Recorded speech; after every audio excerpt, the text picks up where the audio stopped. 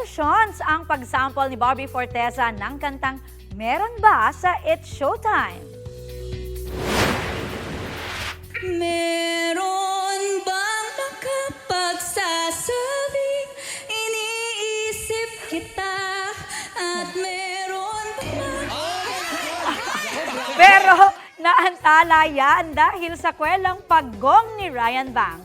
Pinuri ng netizens ang non-stop na paghahatid ng good vibes na yan ni Barbie as guest co-host.